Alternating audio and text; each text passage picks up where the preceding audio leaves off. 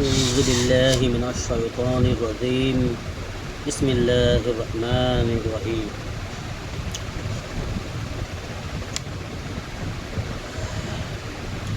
कुरान मजीदे আল্লাহ সুবহানাহু ওয়া তাআলা আদেশ করছেন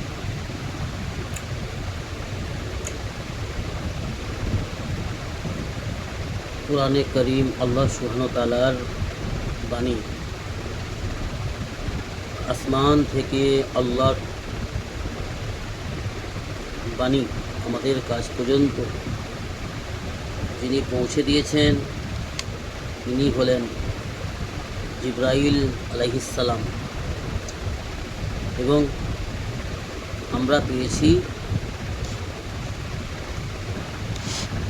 আলেম ওলামাদের কাছ থেকে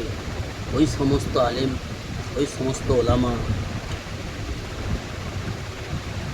ওই সমস্ত দিন ইসলামের খাদিম যারা দিন ইসলামের খিদমত করে আল্লাহর রাজামন্দির পথে নিজের সময়কে নিজের জজবাতকে নিজের ব্রেনকে এবং নিজের যৌবনকে আল্লাহর দেওয়া সমস্ত নেয়ামতগুলিকে আল্লাহর পথে বিলীন করে দিয়েছেন শুধুমাত্র আনেওয়ালা আল্লাহর বান্দা বান্দিরা মোহাম্মদ সাল্লাল্লাহু আলাইহি ওয়াসাল্লামের আনেওয়ালা উম্মতিরা দিন ইসলামের ব্যাপারে যাতে করে অবগত হতে পারে, দিন ইসলামের ইলম জ্ঞান হাসিল করতে পারে এবং দিন ইসলামের ইলম জ্ঞান মোতাবিক নেক আমল করতে পারে এবং আমরা কিভাবে আমাদের আগামীতে যে প্রজন্মরা আসবে তাদের কাছ পর্যন্ত আমরা কিভাবে দিন ইসলামের দাওয়াত পৌঁছে দিতে পারি, হকের দাওয়াত, আল্লাহর আহকাম, আল্লাহর আদেশ এবং আল্লাহর নিষেধ যে সমস্ত বিষয় রয়েছে এইগুলো কিভাবে আমরা মেনে নিতে পারি, নিজেদের জীবনে বাস্তবায়ন করতে পারি, নিজেদের ব্যবসা বিজনেস পরিবার পরিজনের মধ্যে এবং অন্যরাও কী করে আমরা এবং আমাদের আগামী প্রজন্ম, আমাদের আনেওয়ালা নসল এবং আমাদের সমাজ, আমাদের আপনজন, আমাদের পাড়া প্রতিবেশী, টোটাল উম্মতে মুহাম্মাদি কী করে আমরা আল্লাহর রাজামন্দির পথে চলতে পারি, আল্লাহকে সন্তুষ্ট করতে পারি, মুহাম্মদ সাল্লাল্লাহু আলাইহি ওয়াসাল্লামের সুন্নত তরিকায় রাসূল সাল্লাল্লাহু আলাইহি ওয়াসাল্লামের ইতাআতকারী হয়ে জীবনযাপন গড়ে তুলতে পারি এবং অন্যরা কী করে আমাদের আগামী আনেওয়ালা প্রজন্ম কীভাবে বাঁচতে পারে আল্লাহর সমস্ত রকমের আযাব থেকে, মুসিবত থেকে, বিপদ থেকে কিভাবে আমরা বাঁচতে পারি, এই চিন্তা চেতনা নিয়েই সমস্ত নবীগণ রসুলগণদেরকে আল্লাহ দুনিয়ায় পাঠিয়েছিলেন। যুগে যুগে প্রত্যেক জমানাতে, প্রত্যেক যুগে এবং প্রত্যেক এক একটা এলাকার জন্য, এক একটা রাজ্যের জন্য, এক একটা গোত্রের জন্য আল্লাহ যুগে যুগে নবী রসুলগণকে আল্লাহ প্রেরণ করেছেন। আর আমরা সর্বোপরি সর্বশেষ এবং সর্বোত্তম রসুল মুহাম্মদ সাল্লাল্লাহু তাআলা আলাইহি ওয়াসাল্লামের উম্মতের মধ্যে আসতে পেরেছি। আল্লাহ আমাদের উপর এহসান করেছেন, দয়া করেছেন, সেহেতু আমাদের কর্তব্য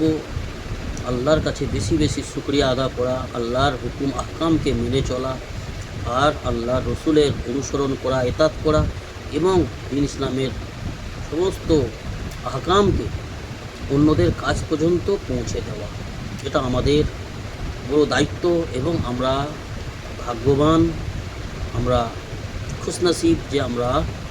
শ্রেষ্ঠ নবীর শ্রেষ্ঠ উম্মত হিসাবে দুনিয়ায় আল্লাহ রাব্বুল আলামিন আমাদেরকে পাঠিয়েছেন।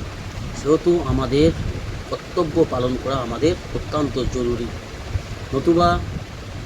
আমরা কিন্তু আল্লাহর কাছে বড় বিপদগ্রস্ত হতে হবে এবং লজ্জিত হতে হবে এবং আমাদেরকে পাকড়াও হতে হবে।